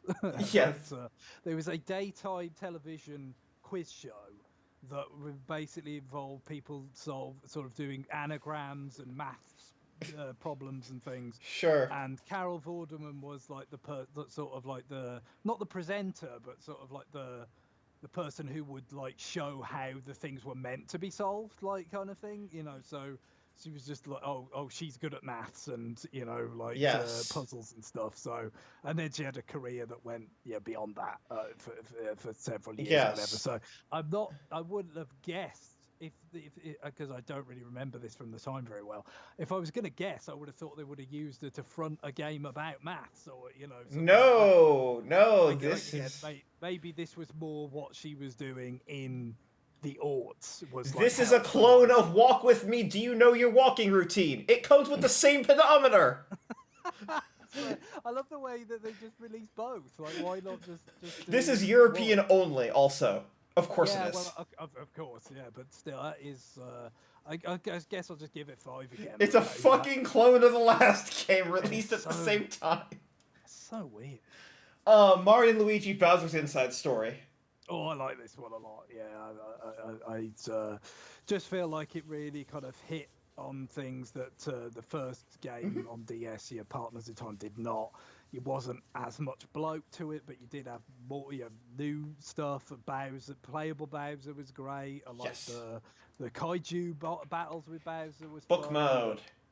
You put it in book mode to do Kaiju Bowser. The style aesthetically was really good. I felt like the Shimamura soundtrack was like sort of benefited more on this one than it did on Partners in Time from the sort of upgrade from the GBA hardware. It's really, really strong. Although the 3DS soundtracks, Yes. really good. I mean, Luigi, Dream Team or whatever. Like, Oh, you mean Dream Team Brothers? Dream Team Brothers, if you're in Europe, obviously. That is mostly like Bowser's Inside Story, but Luigi focused. Like it's like pretty much like an alternate version. It's the game. first really iterative one. Yeah, and I there's not that many things about it that I take over Bowser, but the music is fantastic in that game. It's the 3DS hardware just really, but it's still really, really good here, and everything else about the game I really like. 9 for that. Okay. Nintendo presents Style Boutique. So this is Style Savvy. Yes, it is. US, and I guess like. How many of those came out in the US versus in Europe? Was it all of them came out? It's just that for the third game, it took like a year. Like there was a really big gap between it coming out in Japan and Europe, because Europe gets them very close to Japan, because these do much better in Europe than they do in the Americas for whatever reason. And so the third game comes out in America same day as Blast or Federation Force, and they bury both of them. A year after, it's really hard to say which one they marketed more by the end of that project. So yeah, a year gap in North America on 3, and then 4. Literally, they just give up and they put it out on the 3DS eShop exclusively on Christmas Day. Wow. Well, The fourth one they just fucking gave up. Yeah, I didn't play this. I mean, this is just me and The fashion. Beyonce ads didn't. No, well, I mean, they did sway me with Rhythm Heaven, of course. I mean, that in that case, I Yes. wasn't going to get the game otherwise, even though I'd imported the first one. But no, me and style do not belong in the same universe. They're really fun games, even beyond the style aspect. Yeah, it's so it just didn't seem like something that would obviously kind of work for me. But I remember they reviewed quite well, so Yeah. I don't know what to give this. Have you got any kind of guidance on it? Yeah, no, I mean, this game's good. The series gets great with the second entry, the first 3DS one. The 3DS entries are great. This one is good. Like, this one is like a 7.0 in my book. That's good enough for me. I think Okay. we have that. All right, Game & Watch Collection, which is not sold, but I want to fucking highlight that. All right, I've got a bone to pick with this one. Is this a Club Nintendo thing? Yeah, this is a Club Nintendo thing. This kicks off Club Nintendo coming out in the Americas, and it gets added to Europe at the same time. All right, so the last fucking time that we get a Game & Watch Collection. How many? Game & Watch Gallery 4 on GBA includes, and this is 6 years ago. Here's my bone to pick. It has Fire, Boxing, Rain Shower, Mario Cement Factory, DK Jr., DK3, Chef, Mario Brothers, Donkey Kong, Octopus, and Fire Attack. This thing on a DS cartridge has the gall to only have Oil Panic, Donkey Kong, Greenhouse. Oh God! I mean, it always looked like pretty unappealing. I never. And there's no Mario theming. There's no nothing. It's just Oil Panic, Donkey Kong, Greenhouse. Yeah, I never sort of went to the effort of redeeming this or whatever. Fuck this thing. It looked unappealing, but it's actually more unappealing than it looked by the sound of it. So yes. Let's give it. It had 3 things. Let's give it a 3. Okay, Pokemon Mystery Dungeon Explorers of Sky. Yeah, well, I didn't review this one. Obviously, I reviewed this is Mystery Dungeon. This is Mystery Dungeon. This is the third version of James's 3 out of 10. Oh God, yeah. I mean, this one's even longer. It doesn't make it better. It makes it longer, which is James's problem. Oh, I mean, I think I'm gonna just tone it. Go. I mean, it may be there were some things about it that were better. I don't know, but just for the repetition at this point, I think a 5 rather than a 6. Yeah, James is rediscovering his rage about this. Yeah, no, it's because it not only has all the exclusive content from both in one game, it has new content. But it doesn't cut any content. Therefore, it is way longer. That is the main thing I remember about James. It's just that it was too damn long. Like that. Yeah, no, like, this game, which, by the way, gets held up by some people who were, like, early teens in 2009 as one of the greatest games ever made. Explorers of Sky has this weird active fan base that you don't want to piss off if you care about your Twitter mentions. It's very weird, and I have no idea why this game deserves it. But yeah, no, this one is something like 90 to 120 hours long. It's unfathomable. Well, I definitely. I feel like I'm probably better equipped to try a Mystery Dungeon game at some point to see, how I kind of fit with it now than certainly I would have been back then. Yes, Pokemon. Don't feel like you need to finish them. Oh yeah, I'm yes. good about stuff like that. If I could really thoroughly enjoy something for so many hours, but then if I feel like it's enough, I'm not going to try Etri and Mystery Dungeon, which doesn't, or Sheer and the Wanderer, both of which do not suffer from Pokemon's issue of dramatic over tutorialization. Pokemon Mystery Yeah. Dungeons are tutorializing for the first 15 hours. That's not an Sheeran exaggeration. Sheeran 5, which I guess was a Vita thing, and now it's Yep. on Switch. Like Yep. that looks, it's got the pixel art thing. It looks nice. Yeah, that game's really good. That's a great one to start. Spirit Tracks. Yeah, I like this. I like it more than Phantom Hourglass because of just the kind of the greater puzzle emphasis, the Yes. greater amount of actual content here, rather than just sort of when you come back to the central hub, you actually have just new puzzles to solve each time rather than just going through the same thing more efficiently. The stuff where you kind of cooperate with Link and Spirit Zelda, I rather liked. It still makes use of the kind of controls and stuff which I like from the first one. Obviously the big thing is the overworld is just bad. Yes. It was there wasn't much you know good about it in Phantom Hourglass, but their sort of attempts to make it more consequential just really do mostly make it worse, because it's kind of more restrictive and fiddly and stuff. So yeah, apart from the music, the train music is very nice. So I would give it an 8. Okay. But it's yeah, I definitely couldn't go higher than that. But you maybe could argue for the 7, but I'll go with the 8 just because of how much I enjoyed it at the time. Nintendo presents Crossword Collection, also known as Crosswords DS. Well, I guess it's fits in with all the Sudoku and stuff that Oh, I was mean, it hasn't been Sudoku, it's been math. true. Yeah, We'll get to Sudoku. We're almost there. I'm a little surprised that it's taken this long for a I mean, I guess other companies or whatever probably had already done, but for Nintendo, considering they were doing the Picross and all that kind of stuff, like that, to just do a straight up crossword collection. But I could give it a 5. I guess it is what it is. Kirby Superstar Ultra, which is called Kirby Superstar Ultra in Europe. Yeah, so was that Ultra Deluxe in Japan or something instead of Super Deluxe, or I forget. I forget, but specifically just because it's called Kirby Fun Pack on Super Nintendo. Oh yeah, of course. Yeah. So the fact that it's not called Kirby Fun Pack Ultra is them being cowards. Kirby's Ultra Fun Pack. I mean, it was there for them, and they turned it down. As far as I'm aware, it's just a pretty solid remake of the Superstar. Yeah, it's good. It added some stuff. I guess maybe the resolution wouldn't have been a match exactly, but I mean They handled it well.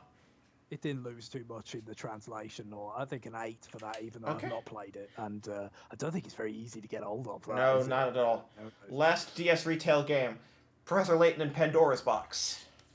Yeah, I did play this eventually, although I think if I remember correctly, it was a long time ago. I think I went with the Curious Village, then the time travel one, and then this one. I went back to this. Interesting order. Yeah, because it didn't review it reviewed fine, but there wasn't a sense of like it was as good as the first one. It's not as novel. Yeah, it's certainly not as novel. And then with you knew the third one was already a sort of sure thing because it obviously already existed in Japan and all that, and it's just like, I'll wait and play. So yeah, I mean it probably is my least favorite of the DS ones, even though I think it still delivers on most of the fronts. I mean, yeah, it's kind of actively more dopey than like say the first one. I mean, with the first one, yes, you've got everybody, asking you about puzzles and all this kind of stuff that doesn't. They try and explain it in the first game. Yeah, they try and explain it, and then they give up for the second game and beyond. The attempt is not like entirely like unsuccessful, if you like. Yeah, obviously it's still like strained incredulity to say the least, but it sort of it amuses the fact that it's like, oh, you've made an attempt to explain it that kind of works, whereas and then they're like, we want to make more games though. Yeah, exactly. And how would you keep rationalising this? But I think I'll go with a 7, but it's still enjoyable stuff. All right, on to the clusterfuck that is DSiWare. Yes. If you want to see this scroll, there are 70 games this year, and we are at the final platform, and we've done 28. Into the Storm. All right. Every single art style game has a unique name in every region except for like two of them. So if you don't know them by the European names, I'm so sorry because some of them are fucking impossible to line up. Yeah, it was especially at this time. I struggle to keep track of Yes. what was what because I was definitely kind of getting both. Yeah. I was between different websites, still even magazines, podcasts. Yeah.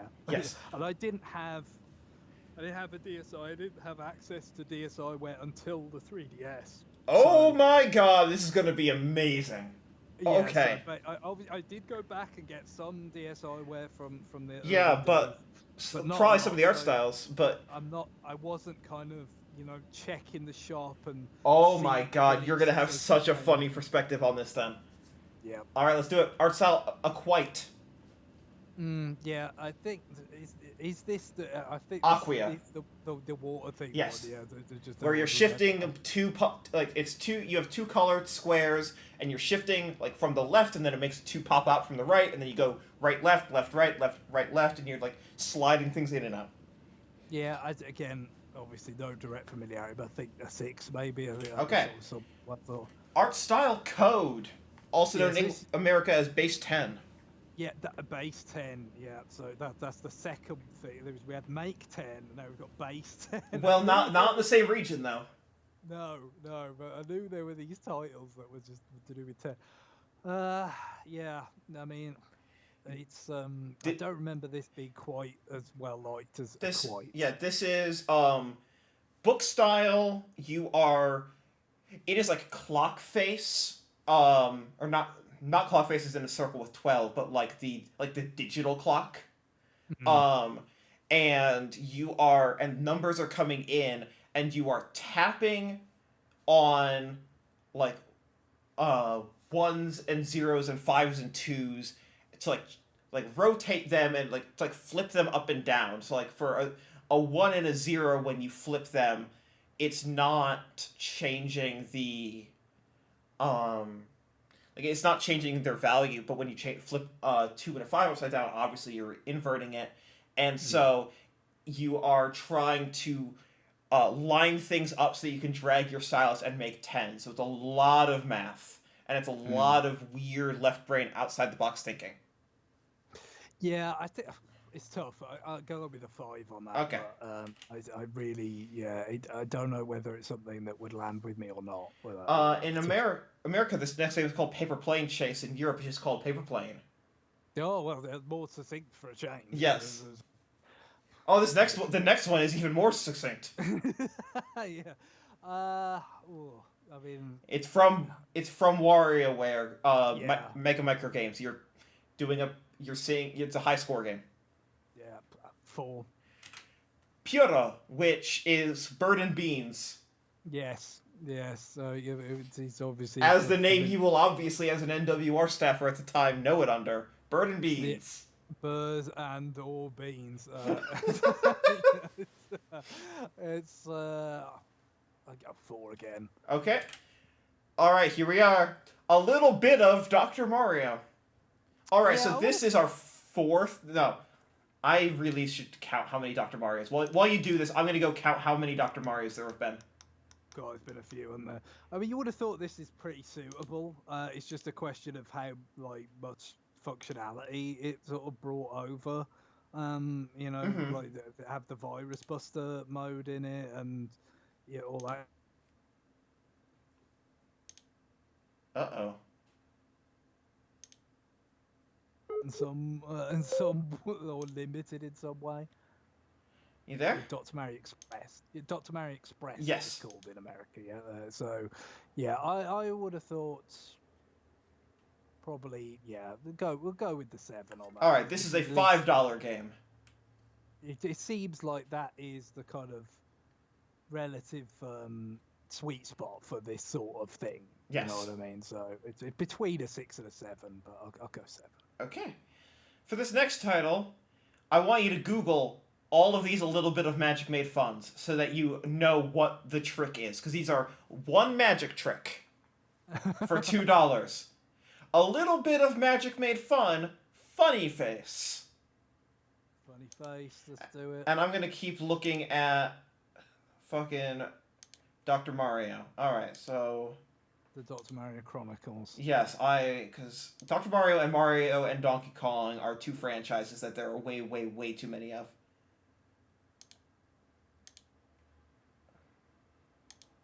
Alright, I'm having a look. There's music that sounds like Luigi's dealing cards in Mario 64 DS. Yes. Which I guess is appropriate because we are shuffling cards around. Looks terribly exciting. Alright, let's give that a 3. Alright. What about Deep Psyche? Yes, let me see. Deep. Wow. So this is the 7th, by the way. I'm going to make a note of this. This is the 7th release of Dr. Mario. Wow. Anyways, yeah, Deep Psyche. Okay, so gave Deep Psychic Today special and Vanishing Card. Wow. Let's have a look. Let's have a look at the video. These are worth the time because these are fucking insulting, every single one of them. Somebody's talking about being my psychoanalyst. I'm sorry. Yeah, your DSI is going to be your psychoanalyst. Yeah, that's how that works. I really do have questions about whether they're up to the job, I'm afraid to say.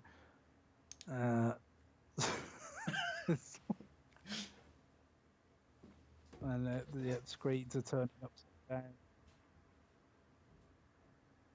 A chef has emerged. Yeah, another 3. Alright, what about Shuffle Games? Same series. Games,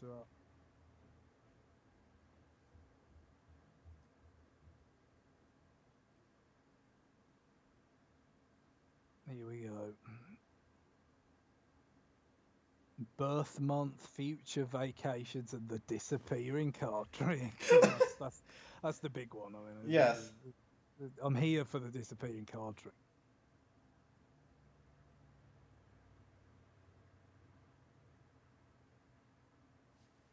I love the thank you for purchasing. Yes. This software turns your DSi into a self-contained magic shop. Yeah, no card packs here. Share them with others as well, which is like, well, no, surely that's just going to deprive them of sales. I mean, that's it's a rookie mistake there. IP protection. Yeah, well, funnily enough, given the name, there's a fair bit of card shuffling going on. Sure is. I think it's going to have to be a 3 again. Alright, I can't wait for the one at the end that if it doesn't get a 1, you're never going to give a 1. Art Style Pico Picked. Yeah, so this was picked up bits, yes. Right? In America. Yes, yeah, this and DigiDrive are the two that everyone loves. Yeah, I never got around to this one. What? No, you gotta try it. This is like high quality musical remixes. Like, this is so up your alley. Yeah, it's just one of those things because I didn't have it at the time. Turn on that 3DS. I didn't get it when there's a few DSiWare games I went back it's to. $5. Come on. Yeah, it was cheap and all. So no, it's absolutely something I would like. And maybe I'll put it on my Japanese 2DS or something. So I like that. I like that stupid wedge stuff. Yeah, give it a try. It's like, it is really, really, really good. Yeah, so I think we'll go with an 8. That's what I was gonna say. After you play, you'll probably give it an 8. Yeah. Nemrem, is there more numbers again? No, I think in America this one was also called Zen Gauge. I think this is the one that just makes migraine-inducing sound effects. This one is like the one that I personally would give like a 2 to, just for its audio visual presentation. Well, I'll It's go just, with I'll go with a 3. all right, But this one is just unplayable to me. Animal Crossing Calculator. yeah, not the last calculator. It doesn't have a save function for saving, uh, for like saving your calculations. Uh, yeah, well that can have a 3 as well. What about Animal Crossing Clock? I'm gonna guess it's at least I guess doesn't fail at being a clock as much as that calculator does, but I mean, it doesn't. No, but it is a clock. it is a Uh, clock. let's just give it that'll be another 3. These are things that people are charging for. Art style Kubos. I have literally no idea how they got there. In English, in American English, it's called precipice. Wow, So yeah, this is small little faceless dudes walking around cubes. Similar vibe to You, Me, and the Cubes, but different gameplay. yeah, I think I seem to remember Neil talking about this one a little bit. Yeah, it's this one's neat. I don't think it's great, but it's neat. I think a 6 probably. All right. Again, it's all in the dark. Yes. A little bit of Dr. Kawashima's Brain Training Math Edition. Yeah, I got to think probably a 4 for that. Okay. I presume it's just some of those number exercises sliced out of the main game. Coming up 2 weeks after Animal Crossing Calculator and Animal Crossing Clock. What about Mario Calculator and Mario Clock? Well, they're probably right up there with The Godfather Part 2 for the best sequel ever made, aren't they? 3 each again. Art style Box Life, one of the two that has a consistent name. Oh yeah, Box Life definitely. Yeah, I remember hearing about this one a little bit, sort of as well, and somewhat more warmly. So I'll go with the 6 on that as well. Even if again, I can't talk to it directly. A little bit of Puzzle League. Again, you'd think this would be a pretty good fit. Yeah, again. No, this one's fine.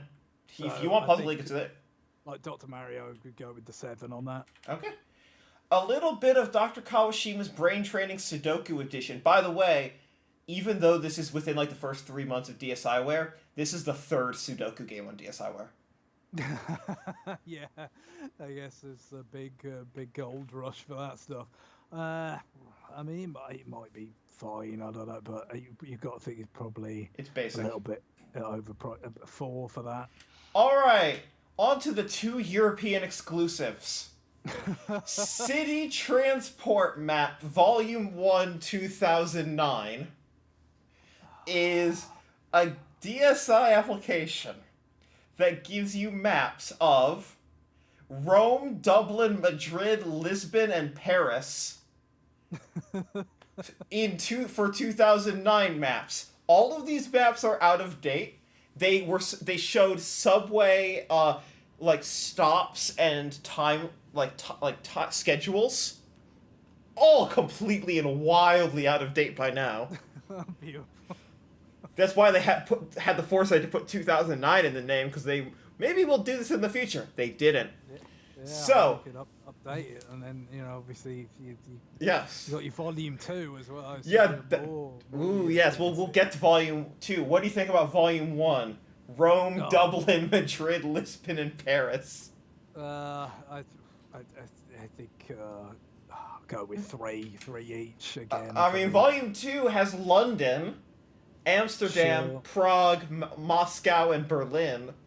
See, they saved some of the more popular cities, like Berlin. You might think they could give an argument for 2 being bigger than 1, but I don't know, maybe they came out at the same time, of course. Maybe you already had maps for those more obvious places. I don't know. All right, Flipnote Studio. Yeah, I never really did anything with this myself. But not particularly any gift for drawing or anything, but it seemed kind of neat.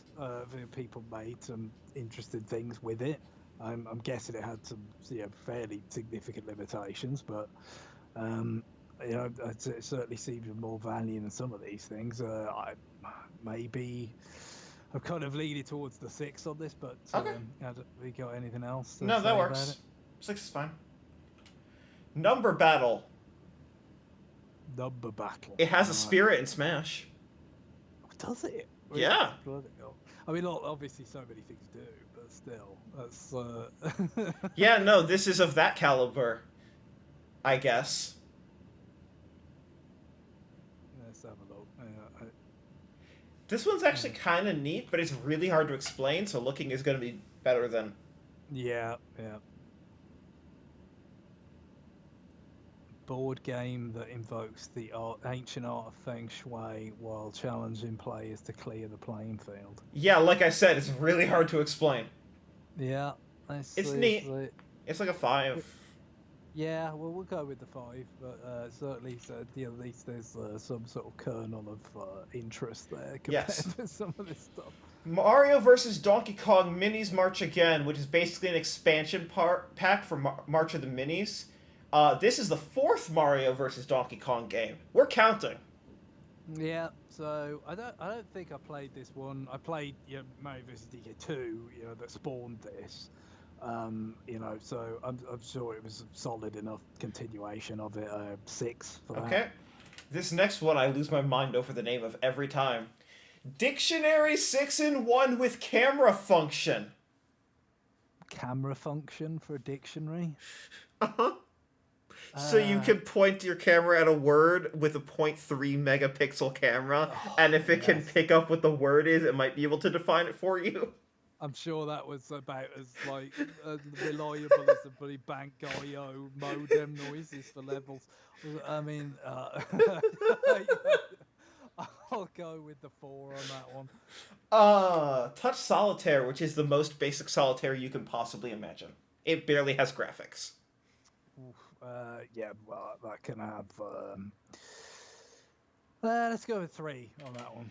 Art style Intersect all caps, which is the European name of Digidrive. Digidrive, yeah. I did get this as DSi just because of how much I liked the cartridge. Yep. And played it a fair bit, and obviously it's more convenient when it's just on your system rather than having to put a cart in your old GBA or whatever.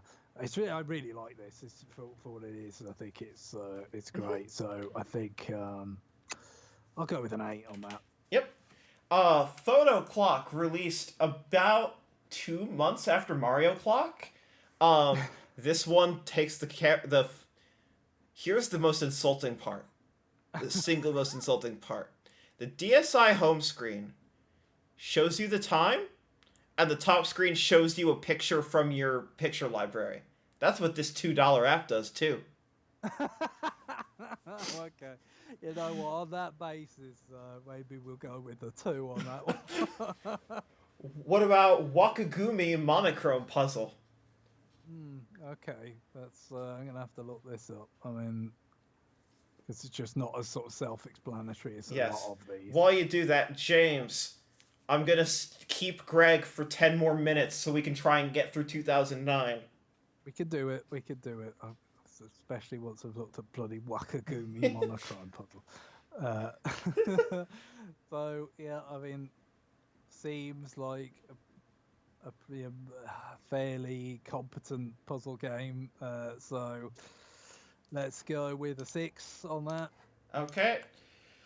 A little bit of Dr. Kawashima's Brain Training Arts Edition, which I just appreciate that in Europe they called it Arts Edition, whereas the rest of the world called it Letters in Arts because it's mostly about writing and spelling.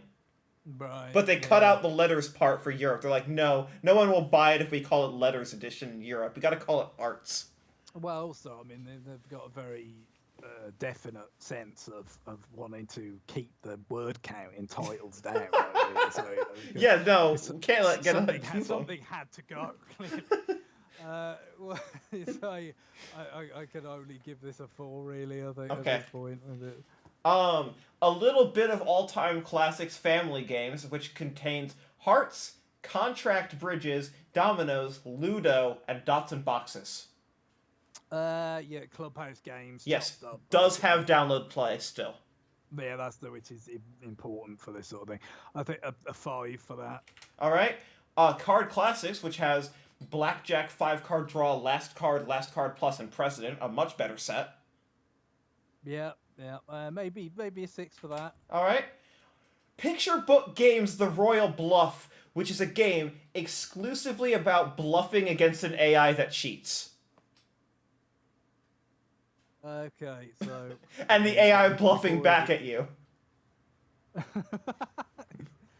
I mean, we've already had the WiiWare one. Yeah, no, this Obviously, one's way worse. This was fucking awful. Again, conceptually, bluff against this AI that knows what you have. yes, I mean it's just We'll roll the I mean, dice to see if they fall for it. however, like it actually works in practice. I just can't imagine like conceptually just being able to get over that hurdle in my mind of just like, well, It's, doesn't it know what you have? it's Like, a really fucking terrible concept. yeah. So, what did we give the last one again? We gave it a 4, I think. All right, well, let's give that one a 3 then. Alright. A little bit of true swing golf. Yeah, we covered True Swing Golf a little bit. This is just fewer holes. Before. This is just chopped up, kind of bit of it. Yeah, maybe a 6 for that. Alright. A little bit of all-time classic strategy pack, which is backgammon, field tactics, turncoat, connect 5, and grid attack.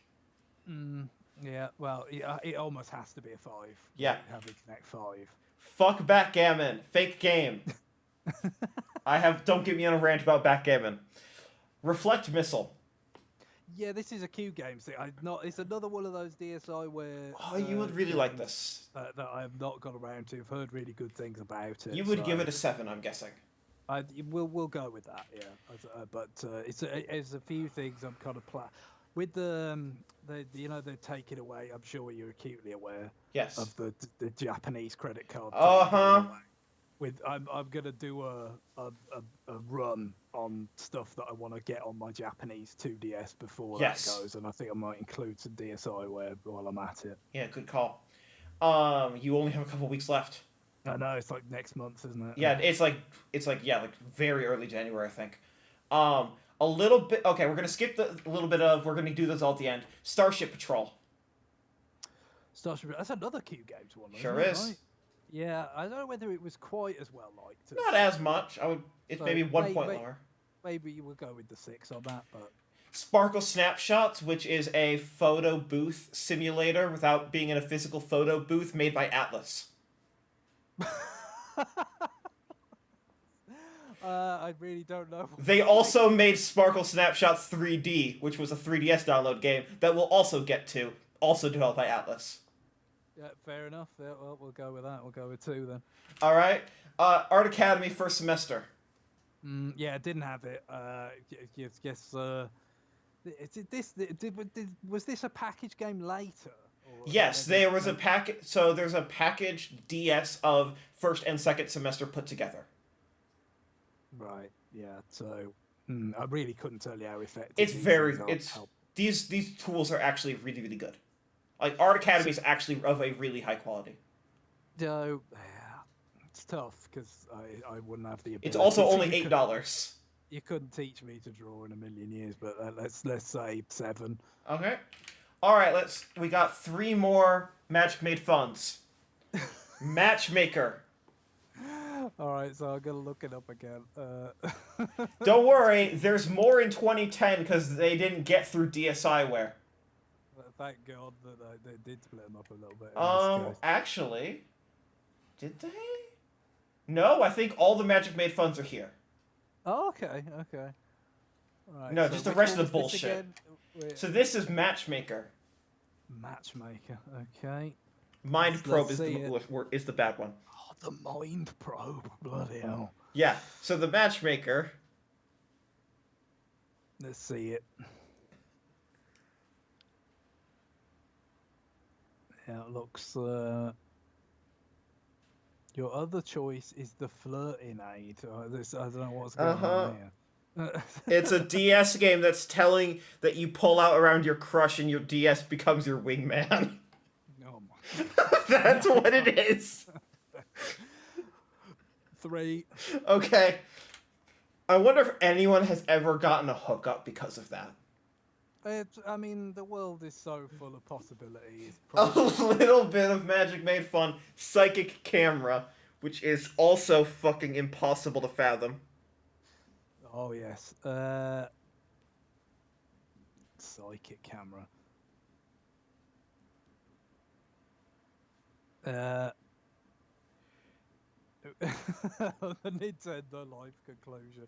We pray to the stars this will be the final It's not. release in this series because it's quite clear that at 200 points they will never ever be worth a prize. Yes. Yeah, I guess I'll stick with 3. I don't really All have right, I anything to want you to go with. go mind probe. I want you to watch this full trick. All right, let's do it. It's the last one. Final, the mind probe.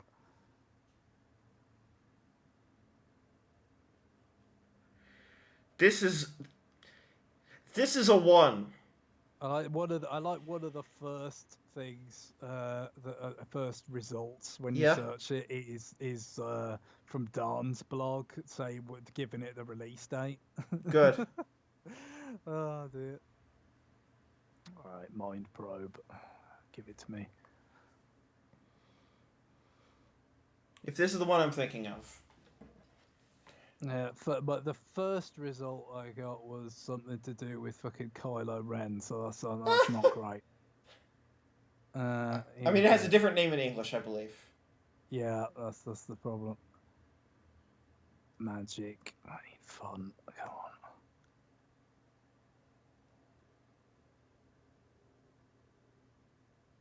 No, why can't I seem to No, find this is not. This is not the one. Where's the one? What is it fucking called? Hang on, I gotta. There's one that is the most insulting thing I have. That is like it literally basically ends with saying "fuck you." Um, I don't know. Where is it? I'll have to look up which one this is. I don't have time right now. You give this a 2 or a 3. It's fine.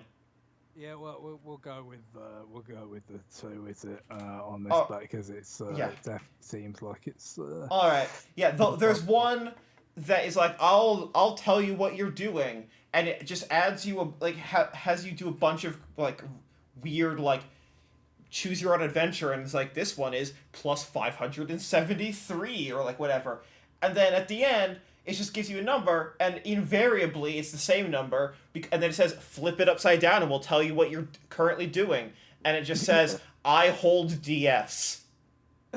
Oh, no. And that's the $2 purchase. Oh, it's terrible. I love the way, but on Dan's website, his blog or whatever, where he was dating a little bit of Magic Made Fun Yeah. Mind Probe. We have also had coming out. Well, they're getting their release date set at the same time. Me and My Dog's Friends Forever Yes. and Miami Nights. Oh God. A Jones classic. Yes. All right. This is the lowest score of a year since 1985.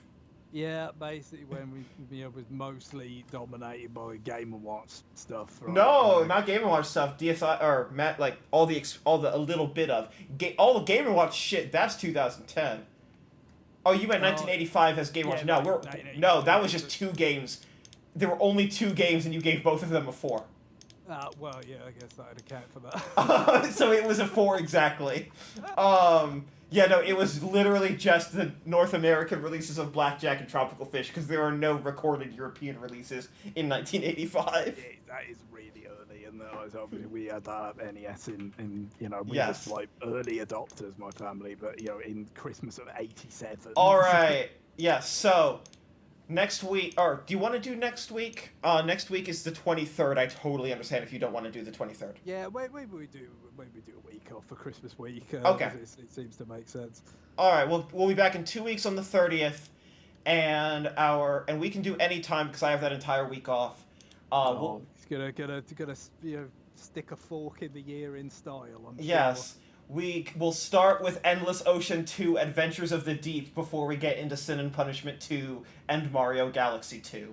Yeah. But don't worry, your homework is to look up what you think of Naruto Shippuden Clash of Ninja Revolution 3.